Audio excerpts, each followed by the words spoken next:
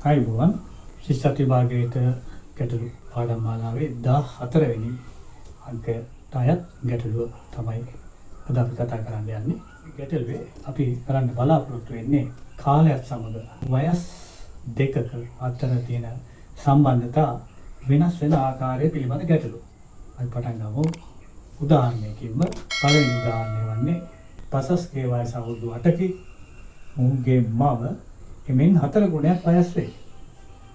පසස්ගේ වයස මවගේ වයසෙන් 3න් පංගුවක් වන්නේ තව අවුරුදු කීයකින්ද? දැන් බලමු අපේ ගැටලුව නැවතත්. දැන් පසස්ගේ වයස අවුරුදු 8කි. මොහුගේ මව එමෙන් 4 ගුණයක් වයස් වේ. පසස්ගේ වයස මවගේ වයසෙන් 3න් පංගුවක් වන්නේ තව අවුරුදු කීයකින්ද? මේ වගේ ගැටලුවකදී අපිට මෙන්න මේ ආකාරයට මේකේ පිළිතුරක් හොයාගෙන යන්න පුළුවන්. මේකේ අඩුම වයස් තියෙන්නේ මේ ගැටලුවේ හැටියට මව සහ පසස්නේ. පසස් තමයි වයස අඩුම තැනැත්තා. එහෙනම් අපි ලියනවා පසස්. වයස අඩු තැනැත්තා ඉස්සෙල්ලා මව ඊළඟට දෙවෙනියට වයස වැඩි තැනැත්තා. දැන් අපි බලමු මේ දෙන්න අතර දැන් තියෙන සම්බන්ධය. දැන් තියෙන්නේ පසස්ගේ වයස අවුරුදු 8කි. අවුරුදු 8කි. මව එමෙන් 4 ගුණයක් වයස් වේ කියනවා. එහෙනම් ඒක හොයාගන්න පුළුවන්. මවගේ වයස දැන් හොයාගන්න පුළුවන්. පසස්ගේ වයස වාගේ 4 ගුණයක්.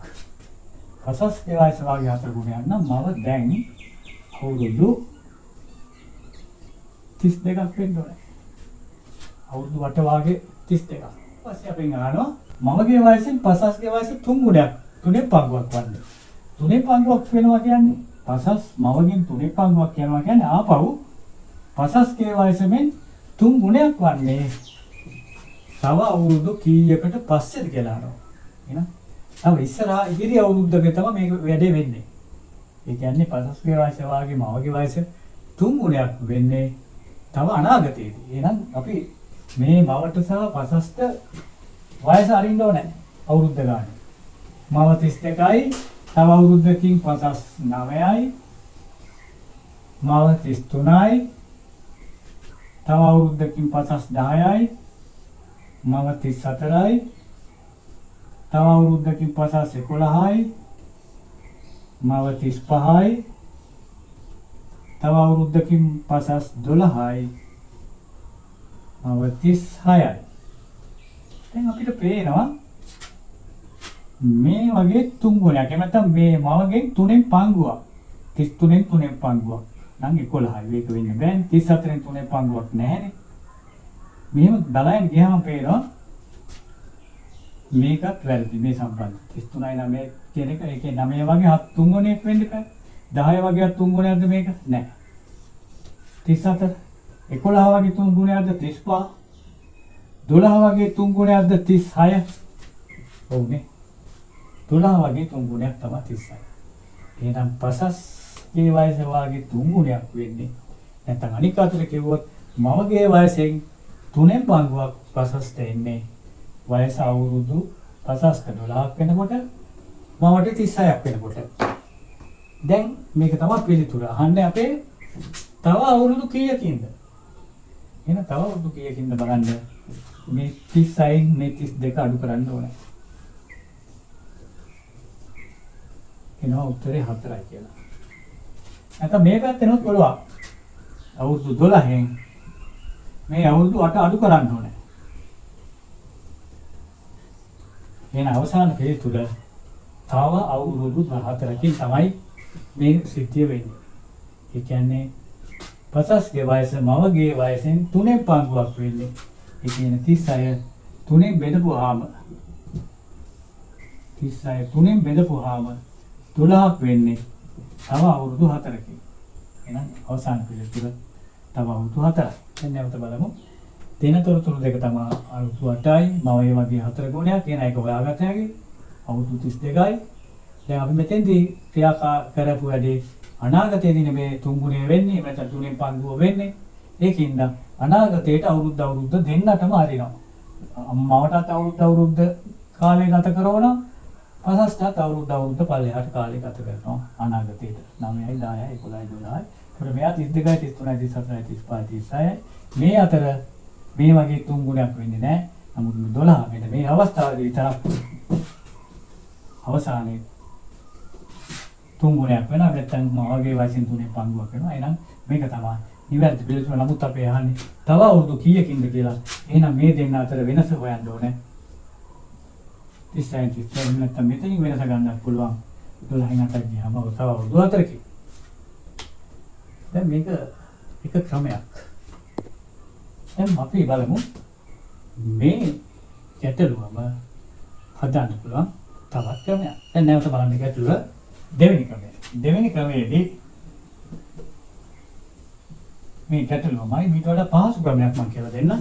මේ ගැටලුව හදන්න අවුරුද්ද කලින් ක්‍රමයේදී වගේ හරින්නේ නැතුව එකවරම පුළුවන් පසස්ගේ වයස වාගේ මවගේ වයස අවුරුදු 3 ගුණයක් වෙන්නේ. එහෙනම් අපි කරන්නේ මේ පසස්ගේ වයස ගුණ කරනවා 3ෙන්. 3 ගුණයක් වෙන්නේ. එතකොට 8 වරක් 3 කීයද? අවුරුදු 24යි. දැන් බලනවා මේ දෙකේ වෙනස. කීයද වෙනස අවුරුදු?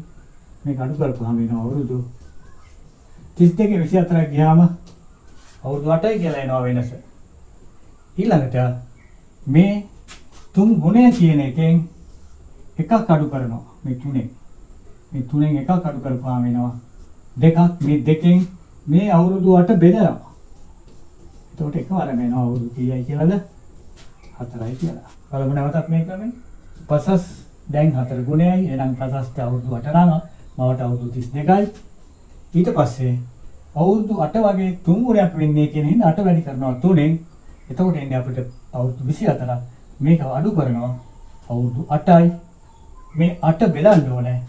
මේ 3ට වඩා එකක් අඩු සංඛ්‍යාවෙන්. 3ට වඩා එකක් අඩු 2. දෙකෙන් බෙදුවාම එකවරම පිළිතුර එනවා අවුරුදු 4යි. එහෙනම් තව අවුරුදු 4කින් තමයි මේ මේ පසස්ගේ වගේ මාගේ වයස අවුරුදු 3 ගුණයක් වෙන්නේ. එහෙනම් ඕනනම් තව අවුරුදු 4කින් පසස්ගේ වයස ඕනනම් අහලා තිබුණා නම් 8ට 4ක් එකතු කරලා 8ට 4ක් එකතු කරලා අවුරුදු පසස්ගේ අවුරුදු ගාන 12යි කියලා ගන්න පුළුවන්. 32ට 4ක් එකතු කරලා දැන් මවගේ වයස ගන්න පුළුවන් 36යි කියලා. මේ කොච්චර කාලෙකින්ද කියන එක එනවා මේ වෙනස දෙකෙන් බෙදුවාම. මේකත් ඉතා පහසු ක්‍රමයක්. ගාක් අවුරුදු ගණන් ලියන්න වෙන්නේ නැහැ. එතකොට අවුරුද්දෙන් අවුරුද්ද ලියලා ඉන්න අවශ්‍ය වෙන්නේ නැහැ මේ ක්‍රමයේදී. මේ කෙටි ක්‍රමයක්. ඒතර බලන්න මේක මොකද්ද? 3 ගුණයක් වන්නේ කියන්නේ 8 3ෙන් වැඩි කරා 24යි. මේ දෙක අතර වෙනස බැලුවා 8යි. 8 බෙදනවා මේ ගුණයට වඩා එකක් අඩු සංඛ්‍යාවෙන් දෙකේ. ඕනම එකක් මේ විදිහට හදාගන්න පුළුවන්. අපි ඊළඟට බලමු තවත් ගැටලුවක්. දැන් දෙවෙනි ගැටලුව. බන්දුල කපිලට වඩා අවුරුදු 4කින් වැඩි මහල් වේ. බන්දුල කපිලට වඩා අවුරුදු 4කින් වැඩි මහල් වේ. බන්දුලගේ දැන් වයස අවුරුදු 11කි. බන්දුලගේ වයස කපිලගේ වයස මෙන් දෙගුණයක් වූයේ ඔන්න අතීතයේ දෙගුණයක් වූයේ මීට අවුරුදු කීයකට පෙරද? එවිට කපිලගේ වයස කීයද? නැවතම ප්‍රශ්නේ කියවන්න. බන්දුල කපිලට වඩා අවුරුදු 4කින් වැඩි මහල් වේ. බන්දුලගේ දැන් වයස අවුරුදු 11. බන්දුලගේ වයස කපිලගේ වයස මෙන් දෙගුණයක් වූයේ මීට අවුරුදු කීයකට පෙරද? එවිට කපිලගේ වයස කීයද? දැන් මේ ගැටලුව කරන්නේ මේකෙන් දැන් අපිට පේනවා ගන්න කියවගෙන යනකොට බාලේ නැත්නම් වයසින් අඩු කපිල විත්‍ය තේරෙනවා. වයසින් වැඩි මාල් බන්දුල විත්‍ය තේරෙනවා. එහෙනම් නම් දෙක පිළිවෙලට ලියමු. එහෙනම් අර පළවෙනි ක්‍රමයේදී වාගේ ඉස්සෙල්ලාම ලියනවා කපිල ඊට පස්සේ ලියනවා බන්දුල. මේකේ වයස ලියනවා බන්දුලට එනදාම අවුරුදු 11. කපිල වැඩි මල් කියනවා කපිලට වඩා අවුරුදු 4ක් වැඩි මල්ලු. එහෙනම් කපිලගේ වයස බලන්න බන්දුලගේ වයසෙන් අඩු කරන්න ඕනේ 4ක්. කපිලගේ වයස එනවා අවුරුදු 7යි කියලා. එහෙනම් බලන්න බන්දුල තමයි වැඩි මල්. ඊට පස්සේ ලියුවා කපිල අඩු කෙනා. බන්දුලගේ වයස අවුරුදු 11යි. කපිලට වඩා බන්දුල අවුරුදු 4ක් වැඩි මල් නම් බන්දුලගේ වයසෙන් 4ක් අඩු කරපුවාම කපිලගේ වයස එන්න ඕනේ. ඒත් කපිල මේ වෙනකොට අවුරුදු 7යි. දැන් අහනවා මීට අවුරුදු කීයකට පෙරද කපිලගේ වයස මෙන් දෙගුණයක් බන්දුලට එන්නේ. කපිලගේ වයස මෙන් බන්දුලට දෙගුණයක් වෙන්නේ. කීයකට පෙරද? පෙරද කිව්වහම අපි දැන් මේකට එකතු කර කර යන්නේ නැහැ. කාලය අරින්න ඕනේ ආපස්සට. ඒක න එක එක අඩු කර කර යන්න ඕනේ. මෙයාට අවුරුදු 10ක් වෙනකොට මෙයාට 6යි. මෙයාට අවුරුදු 9ක් වෙනකොට එකක් අඩු කරා. එහෙනම් මෙයාට 5යි. මෙයාට අවුරුදු 8ක් වෙනකොට කපිලට අවුරුදු 4යි. දැන් පේනවා ඉතින් දෙගුණයක් වෙලා තියෙන මෙන්න මේ අවස්ථාවේ කියලා. 4 වගේ කපිලගේ වයස වගේ බන්දුලගේ වයස දෙගුණයක් වෙලා තියෙන්නේ මෙන්න මේ වයස් වලදී. එහෙනම් දැන් අපිට පිළිතුරු කියන්න පුළුවන්. මුලින්ම අහනවා අවුරුදු කීයකට පෙරද? අවුරුදු කීයකට පෙරද කියලා බලන්න. මේ අවුරුදු 11න් අවුරුදු 8ක් අඩු කරනවා 3යි. මෙන්න පළවෙනි එකට උත්තරය. ඔන්න මේ පැත්තෙන් ගන්න පුළුවන්. කීයකට පෙරද බලන්න. අවුරුදු 7න් අඩු කරනවා මේ 4 3යි. අවුරුදු කීයකට පෙරද? අවුරුදු 3කට පෙර. ඊළඟට අහනවා ඒ වෙනකොට කපිලගේ වයස වාගේ බන්දුලගේ වයස දෙගුණයක් වෙනකොට අහනවා කපිලගේ වයස කීයද කියලා. එතකොට පේනවා කපිලගේ වයස අවුරුදු කීයද? 4යි. කපිලගේ වයස පිළිතුරු දෙකයි. අවුරුදු කීයකට පෙරද? අවුරුදු 3කට පෙර. මේක උත්තරය. මේ දෙවෙනි උත්තරය. එතකොට කපිලගේ වයස කීයද? අවුරුදු 4යි. දැන් ඊළඟට බලමු මේකේ අර දෙවෙනි ක්‍රමයට කොහොමද හදන්නේ කියලා. බලමු දෙවෙනි ක්‍රමය.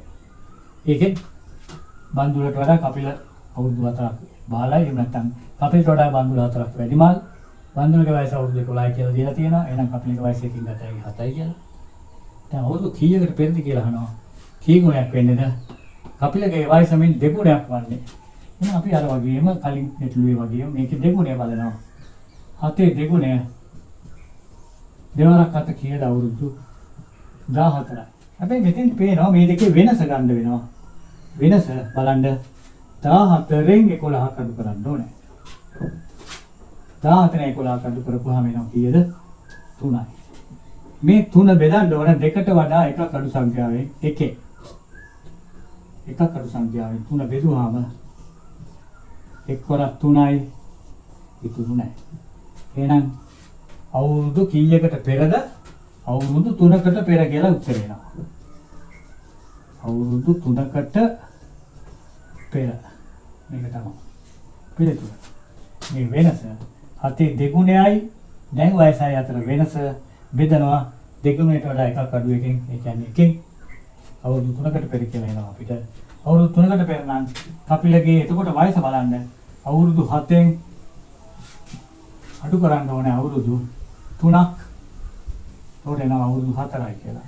එවිට කපිලගේ වයස අවුරුදු 4යි. මේ ගැටලු සියල්ලම ක්‍රම දෙකකට හදන්න පුළුවන්. පෙර කිව්වම අඩු කර කර ආයෙ ගිහිල්ලා හදන්න පුළුවන්. නැත්නම් මේ දෙවෙනි ක්‍රමයට හදන්න පුළුවන්. පසු කිව්වම එකතු කර කර ගිහිල්ලා හදන්න පුළුවන්. ඒකත් දෙවෙනි ක්‍රමයට හදන්න පුළුවන්. එතෙන්ද කරන්නේ අර කියන ගුණය අතර සහ මේ කලින් වයස අතර වෙනස හොයලා ඒක මේ එකක් අඩු එකෙන් බෙදන එකයි කරන්නේ අපි.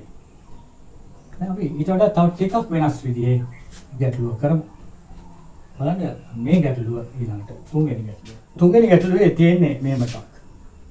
ඉසිතාවියගේ 5 වන උපන්දින උත්සවය අද සමරන විට සිය සොයිරිය වන උවසරාට මාස 4කි.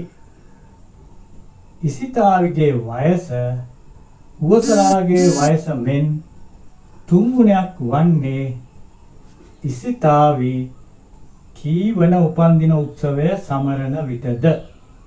එවිට උවසරාගේ වයස සොයන්න. මේකේ අර කලින් හදපු ගැටලුවට වඩා පොඩි වෙනසක් තියෙනවා. වෙනස තමයි මේ අවුරුදු සහ මාස මිශ්‍රණය. නේද? ඉසිතාගේ 5 වෙනි උපන්දිනය කියන්නේ අවුරුදු 5 උපන්දින උත්සවය අදලු.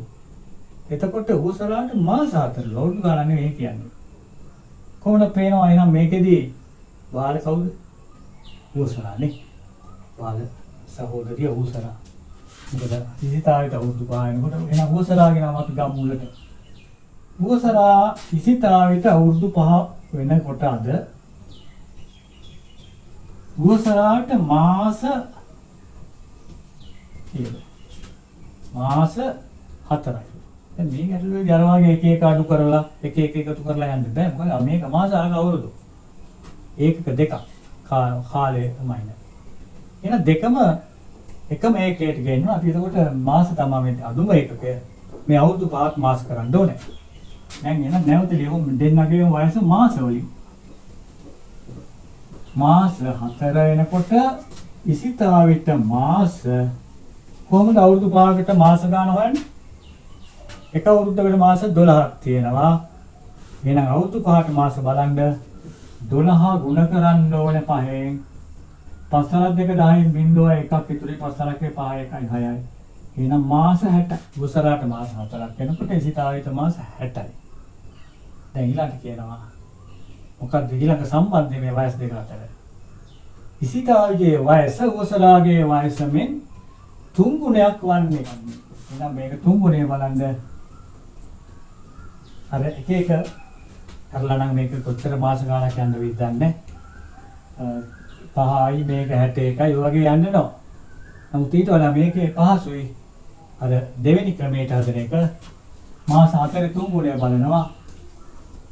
4 3 ගුණය මාස කීයද? මාස 4 3 ගුණය 3 4 12යි. මාස 12යි.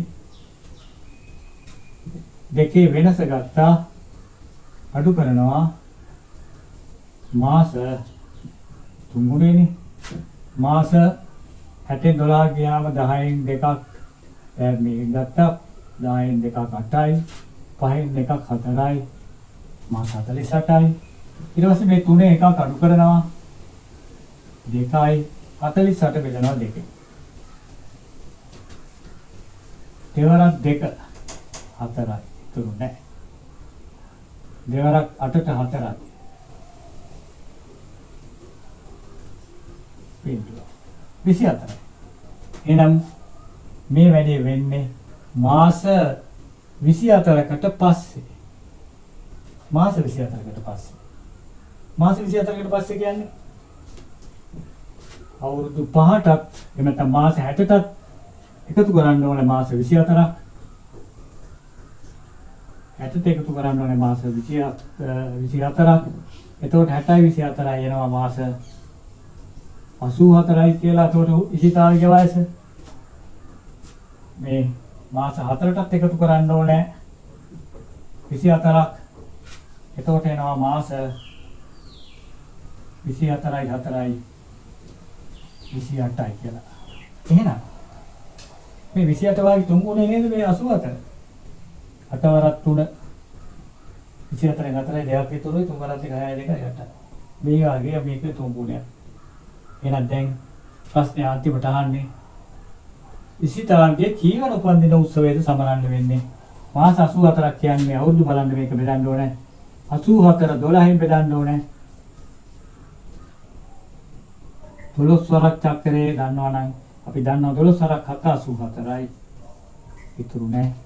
එහෙනම් 7 වෙනි උපන්දිනේ සමරද්දි තමයි උවසරාගේ වයස අහනවා. උවසරාගේ වයස මාස වලින් නම් 28යි. නමුත් මෙතන 24ට වැඩි හින්දා අවුරුදු මේ මාස 12ේම මෙතන 30 තියනවලු බලන්න 28 බෙදනවා 12න් 12 වරක් 2 24යි ඉතිරි 4යි.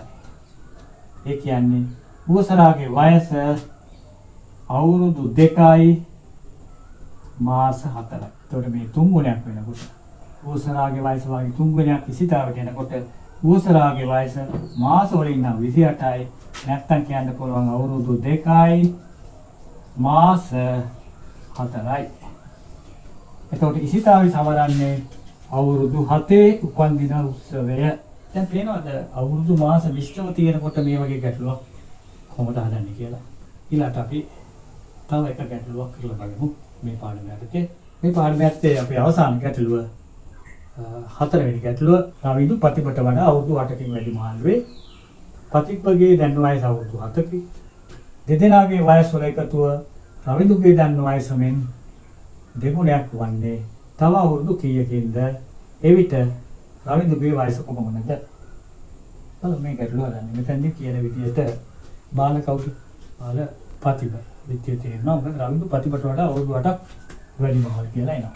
එහෙනම් මුලින්ම ලියන්න වෙන්නේ ප්‍රතිබ. ඊළඟට රවිදු දීලා තියෙන්නේ අපිට ප්‍රතිබගේ දැන් වයස අවුරුදු 8යි කියලා දීලා තියෙනවා. ප්‍රතිබගේ දැන් වයස අවුරුදු 7යි. එතකොට රවිදුගේ වයස බලන්න කියනවා. රවිදු ප්‍රතිබට වඩා අවුරුදු 8කින් වැඩි මාළුවෙක් කියලා කියනවා. එහෙනම් දැන් රවිදුගේ වයස අවුරුදු මේකට එකක් 8ක් එකතු කරන්න ඕනේ. අවුරුදු 8යි 7යි 15යි. දැන් රවිදු අවුරුදු 15යි ප්‍රතිබට 7යි.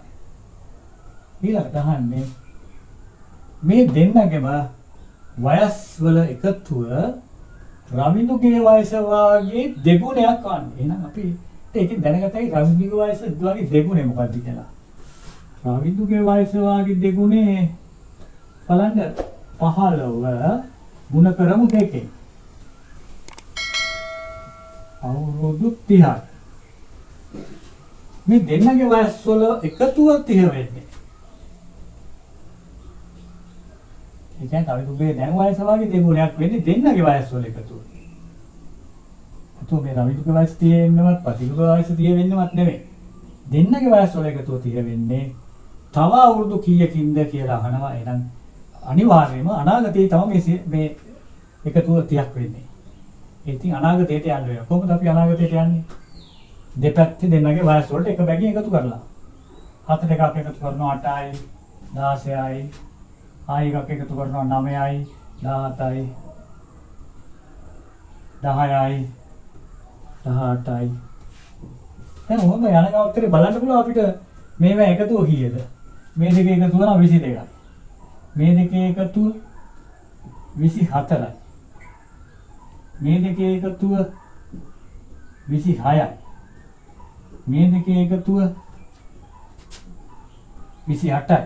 තාම නෑ අර එකතුව 30 උනේ නෑ. තව වෘද්ධ කරමු. 11යි. මෙයාට 19යි. දැන් එකතුව කීයද? 11යි 19යි. එකතුව 9යි 1යි 10යි බිඳුවයි එකක් ඉතුරුයි. මේ දෙන්න එකතු කරලා බලමු. 9යි 1යි 10යි බිඳුවයි එකක් ඉතුරුයි. 1යි 1යි 2යි 1යි 3යි. දෙකතුව අවුරුදු 30 වෙනවා. එහෙනම් මෙන්න මේ කාලයේදී තමයි රවිදුගේ දැන් වයස වාගේ දෙන්නගේ එකතුව දැන් වයස වාගේ දෙගුණයක් වෙන්නේ. දෙන්නගේ එකතුව දැන් වයස වාගේ දෙගුණයක් වෙන්නේ.